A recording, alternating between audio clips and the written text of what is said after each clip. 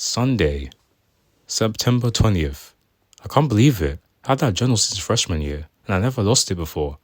I've been looking for it for days, but at this point, I think we can safely say it's gone for good. I even have a strong suspicion of exactly what happened to it. At first, I figured I could finally put the whole idea of mom's to rest, but since I told her my old one was missing, she went out and got me a new one. I guess I will have to keep this one until I move out. If you are some future author researching for my biography, I guess you must be reading this right after my old journal from middle school. A lot has changed since then. I can hardly believe that I was stressed out when I started middle school. I thought it was this big scary place filled with sweaty morons, a backstabbing social hierarchy, and classes that made no sense. I mean, it was. But now I know it was all just a practice of that for high school. The classes got really, really hard on day one. It was as if all of the teachers started lecturing in some foreign language. Today, students, I am introducing you to something called a derivative. Oh yeah, we learned that at school as well. No, please. And don't get me started on the social order here. Let's just say I'm so glad I'm one of the popular kids now. That's right, I'm popular. I'm from being the third worst loser in school to the star quarterback of the Plainview Wolverines in 3 years. I was never really into sports to begin with, but when I found out Holly Hills was on the cheer squad, nice work today, Greg. Thanks, Holly. I always do my best, you know. The old B probably would have abandoned this scheme the second it didn't give an instant result. This time, though, something just clicked. Something inspired me to actually follow through for once in my life. And heck, I even started to like football after a while. When Holly finally agreed to date me, I learned a valuable lesson. Life is a bee that refuses to give me what I deserve. I may be destined to be rich and famous, but unless I actually do something to earn it, then life isn't going to hand it up to me on a silver platter. You can have anything you want if you work to get it. It's what separates jocks like me from losers like Rowley Jefferson. Oh, right, Rowley. I'm sick of your bullcrap, Greg. You've gone too far this time. We aren't friends anymore. At first, I thought he would come crawling back to me like last time, but after a few months, it was clear that he didn't want anything to do with me anymore.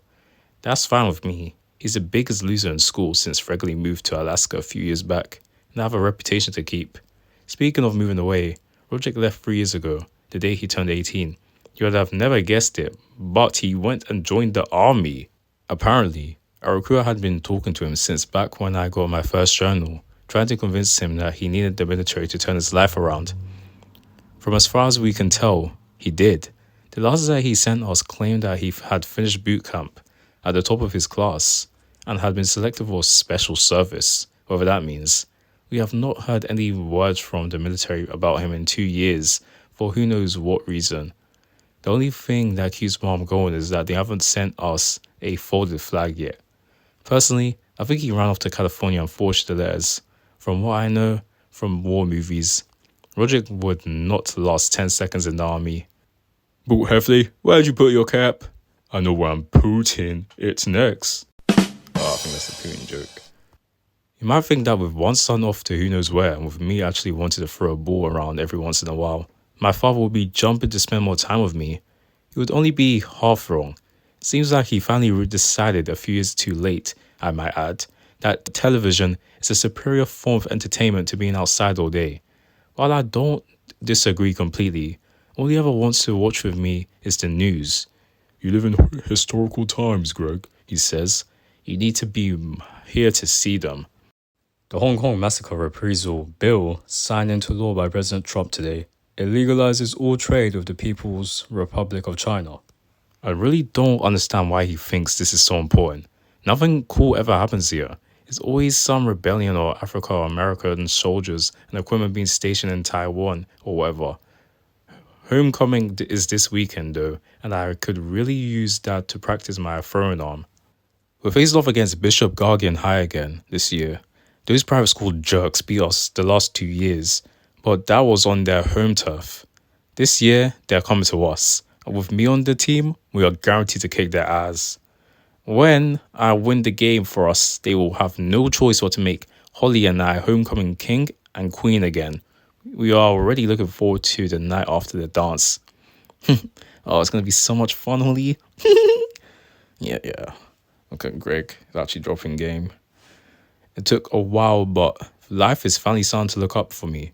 I've got a productive pastime, popularity, the girl of my dreams. What more could I want in life? Monday, September 21st. A new car. That's what I want. Like my friend Jordan Jury's Camaro, or maybe a truck of some kind. But now I'm stuck with the old SUV, and since it's the safest car we have, I drive mine to school every day. Are we done yet, Bobby? Even Roderick's old van would be better than this. Mom would never let Manny ride in that death trap, and there would be plenty of room in the back for my friends. Would I have killed Roderick to lend me that damn thing instead of locking it up in the storage lot for 3 years? I said, don't touch my van, Greg, or I'll spank you, boy. Probably. So Manny and I were a bit late to school today. There was a protest in the middle of the street. A bunch of people covered in black clothing and waving signs around. At first, I thought that there was a ninja convention in town, but then I was finally able to make out one of their signs and realized that it must be this Antifa thing I keep hearing about on the news. End fascism, give us communism, workers of the world unite. I'm not actually sure what communism is. Grandpa used to say it's evil, but he also said the N-word, bruh, a lot, so his opinion doesn't matter that much to me. I can absolutely get behind bashing fascism, though, but if either of those things involve being douchebags to drivers with places to be, then that's a solid no from me. Manny's probably fine since he gets a special education, IEP, for his autism, but I missed homeroom and chemistry. I'm already getting a C in that class, and if I miss another lesson, I'm sure to flunk out. Good thing my lab partner is Alex Ruda, or I would be in real trouble. Fortunately though, I showed up late to math class, and I had to walk to my desk in front of the whole class. This normally wouldn't be a problem, but I got called to the front office the second I walked through the door. As if I wasn't already drawing enough attention to myself. Gregory Heffley to the front office. Gregory Heffley to the front office. Thank you. At first, I was worried I had too many late days or that they found out I was the one who brought the liquor to Preston Mudd's birthday party last month. But it turns out that I just missed an announcement this morning. Coach Johnson managed to convince the faculty to let them skip morning classes on Wednesday to practice for the big game. I don't really feel like waking up at 5 a.m, but if that means that I don't have to turn in my chemistry lab, then I'm fine with that. Tuesday, September 22nd. I was in for a surprise when I woke up this morning, around noon. What the... At first I thought I had slept through my alarm, but when I checked my phone, I realized that it was completely dead, even though I had left it plugged in last night. I fiddled around with the charger for way too long before I realized the power was out in the whole house. My first instinct, of course, was to check the fuse box to see if Manny had messed with it again. None of them were tripped. I flipped all of them a few times, but nothing worked. I guess the power actually is dead this time. I didn't see it when I opened the hatch, but there was a note taped to it. The power was out for the entire block. I saw Janice and she said school is cancelled, so I let you sleep in. Manny and I are at a friend's house and Frank is at work. Take this electronics-free time to read a book and enjoy fresh air. Love, Mom. For some reason, seeing that note reminded me that I never said thank you letters for all the cards I got on my birthday. They are almost a year late, but I had nothing better to do. It was really hard trying to remember what everyone sent me. Pants? Or was it? I don't even know. I stopped when I got to Grandpa's though he never sends money, so I never opened it. But now that he's passed away, it just feels wrong to avoid reading it any longer. Merry Christmas, Roderick. Grandpa Heffley. If I ever get Alzheimer's, please shoot me. It's been a few hours and the power's still down. I asked Mom when she got home and she confirmed what her note said. The power is down for everyone in the entire town. All of the phones are dead too. Manny threw a tantrum when he realized he couldn't watch his cartoons at exactly 5:27 p.m. like he wanted to, but Mom managed to calm him down with a puppet show. It wasn't that bad, but having a 7-year-old on a porta potty take a dump in front of us ruined it for Dad and I. Disgusting! Everything else aside though, I'm pretty bummed out that I didn't get to talk to Holly today. I'm sure she can handle a power outage without me, but it probably would have been good of me to at least check up on my girlfriend instead of writing letters and watching puppet shows all day. Knowing Coach Johnson, we absolutely still have practice tomorrow. This is a man who once showed up to a game with a broken collarbone. A little power outage won't let us off. I need to get to bed early if I don't have an alarm. Hopefully tomorrow is a better day than this one. Wednesday, September 23rd.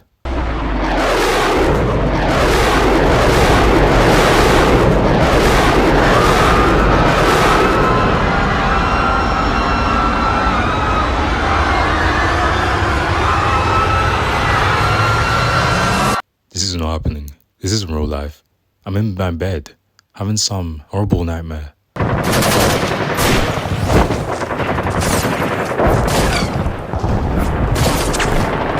Why can't I wake up?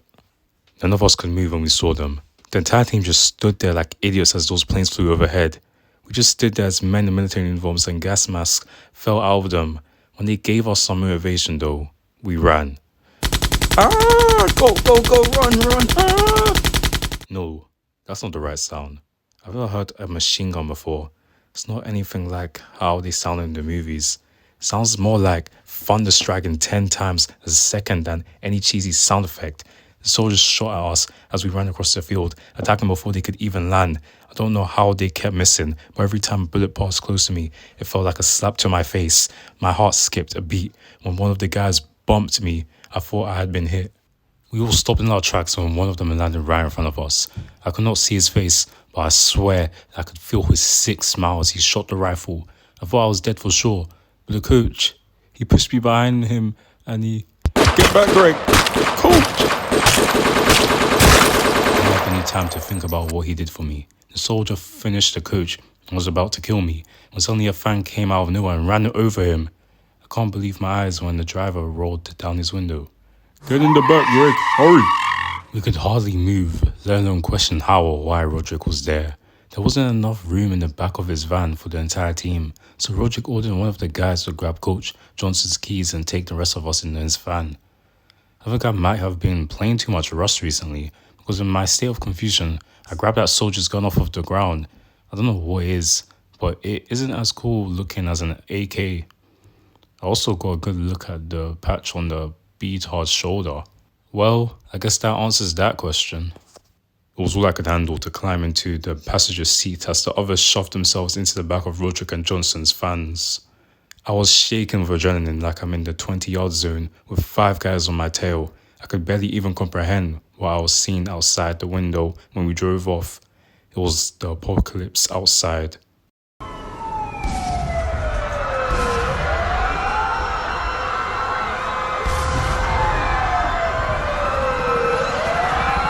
You know, even after all of this, everything that had happened up to that point with Roderick, I thought for a moment it would all be okay.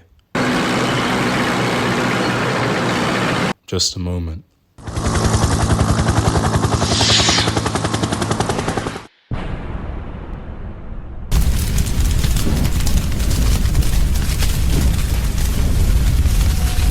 It was good to see that they aren't taking us out with a fight.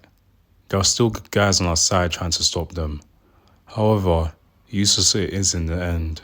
We made our way to the abandoned mineshaft a few hours later. Roger got us onto the back roads and trails through the woods as soon as we left the city limits, but we could still hear the Chinese planes flying above the trees all the way. Roderick says this shaft isn't on most maps, so we should be safe here. Roderick left with Jordan, Tony, and Preston to get some supplies from town on foot. Roderick said the confusion will allow them to get in unnoticed, and then the night will help them return without being followed. I wish I'd volunteered to go with them when I had the chance, or at least offer to help the guys gather firewood and inventory our resources before those chores were done. I need a distraction, so I can't think about earlier.